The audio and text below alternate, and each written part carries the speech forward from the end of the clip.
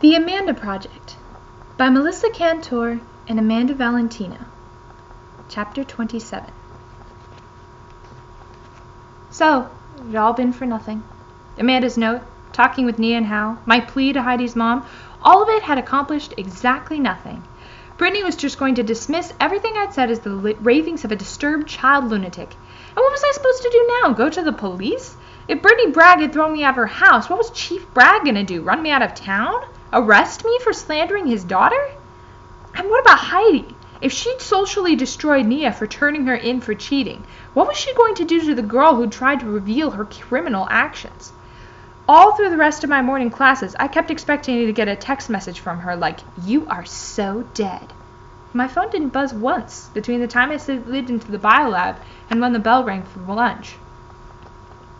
Out of habit, my feet turned in the direction of the cafeteria, but just as I got to the door, I realized what I was doing. Had I completely lost my mind? If there was ever a place to be avoided at all costs today, it was the cafeteria.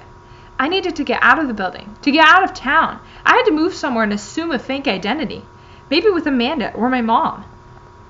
My head was spinning. I turned around and literally bumped into Heidi. "Hello," she said. "Where have you been?" said Tracy. "We haven't seen you in, forever."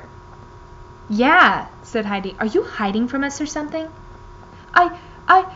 And suddenly I realized that Heidi had no idea what I'd done. For some reason, her mother hadn't told her anything about our confrontation this morning. Yet. "You got to hear about the sick sales we're going to after school," said Kelly, linking her arm through mine and pulling me along with her to the cafeteria. "Seriously," said Tracy. "My mom's taking us and we're buying, everything for spring." Kelly reached into her bag and pulled out a magazine. "Turquoise is the new black," she said. Was this real? Was I actually supposed to just be here with Tracy and Kelly and Heidi like the conversation with Brittany had never happened? Like the accident had never happened? "And don't say you're not coming," said Kelly, plopping down at our usual table. "Yeah, attendance is not optional," said Tracy, sitting down across from her. And Heidi sat down too. Now the only person still standing was me. "Aren't you going to sit?" asked Tracy, gesturing to an empty chair. Heidi scowled at me. "What is up with you lately?" Could I tell them? Could I really tell them? Could I say that I didn't have the money to go shopping with them because my mom had abandoned us and my dad had lost his job? Could I say that I spent all my waking hours trying to solve the mysterious disappearance of the girl they consider to be the world's biggest freak?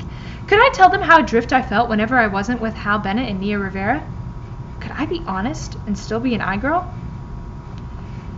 I already knew the answer. But I also knew there was no way I could spend another lunch period pretending to be Callie Leary, happy-go-lucky I-girl. "I just need to go now," I said. "I'll catch up with you later." And with that, I turned around and headed out of the cafeteria. If I thought my day had kicked off bizarrely, that was nothing compared to the shock I got when I pedaled up to our driveway after school. For a split second, I wondered if I'd come to the wrong house. The lawn was freshly mowed, and the twigs and mud that had littered the front porch for months had been swept away. I leaned my bike against the front of the house and pushed open the front door. "Hello?" I called. "Hello?" It was my dad, and he sounded like he was in the dining room. "Callie?" I couldn't tell whether or not he'd been drinking. "Yeah, it's me," I said, positive that I sounded as shocked as I felt. All of the wood that had been piled up in the entryway and the living room was gone. The 2x4s, the branches, everything. And instead of its usual musty smell, the house smelled of lemons and pine, like someone who had spent the day cleaning. I walked through the living room where, instead of a crumbling tower of junk mail and catalogs collapsing over the edge of the coffee table, I saw a few small piles of letters, each of which had a post-it note on top. Through the archway between the living room and the dining room, I saw my dad. He was sitting next to the place where, as recently as that morning, the dining room table had sat.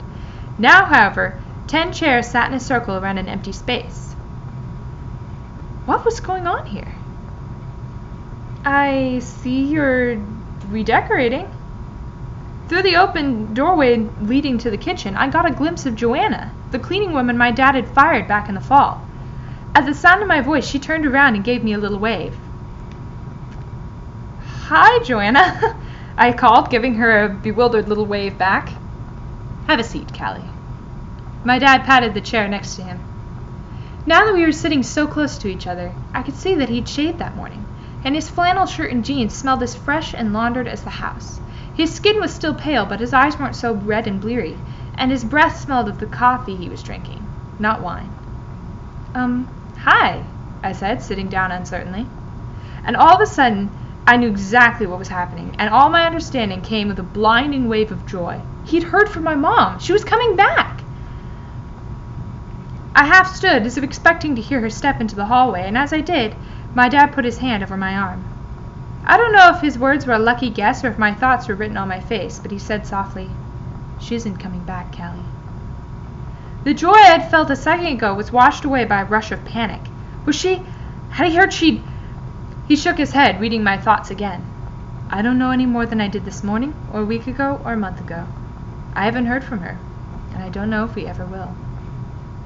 I slumped back in my seat, overwhelmed by the bouncing ball of my emotions. Why couldn't life have a pause button? My dad took a deep breath and then exhaled slowly, like he understood I needed a minute to calm down. I noticed his hands were shaking slightly. Callie, things are going to change around here. We're not going to live the way we've been living. I'm going to try to take better care of you.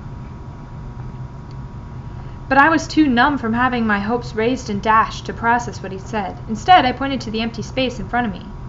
Where's the table? I'd heard about companies that came and repossessed stuff, but my dad hadn't bought the table, he'd made it.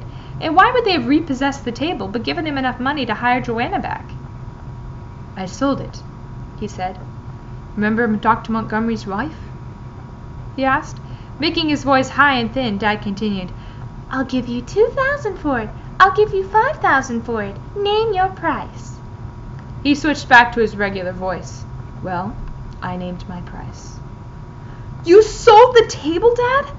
Your table? Mom's table? In spite of how happy I'd been just a few minutes ago to see the house looking more or less normal again, I felt my eyes stinging. Now I was sure Mom would be coming back. I wasn't happy about the idea of her returning to find her table gone. My dad took my hand in his unsteady one. It was just a table. I can make another one. I shook my head. But what about... Why not just keep our table and use Amanda's money? Letting go of my hand, my dad stood up and went into the kitchen, reappearing a minute later with an official-looking envelope that said Bank of Orion in red letters in the top left-hand corner. This is the paperwork your friend will need when she shows up and wants her money back. I opened a bank account in your name and put the money in it and listed her as a co-signer. It was all I could do since I didn't have any of her information. He handed me the envelope, and without thinking, I let my fingers fold around the smooth, cold paper. She wanted to help, I said, my voice dull. My dad crossed his arms and frowned. Honey, I know that, and I appreciate it, but I'm a grown man, and I really can't take money from a kid. Okay. I wanted so much to tell him. To tell him he was right to step up and cope because my mom was going to come back to us, and she hadn't wanted to leave. But the fear of what he would do if he knew all that I knew kept me silent. Now, I've got work to do, okay? He asked. I've got a lot to make up for. I took a deep breath and nodded. Okay, I repeated. My dad stood up. For a second, I thought he was about to say something more, but then he just brushed the hair off my forehead with his fingers and said, okay, once more, before heading downstairs to his workshop.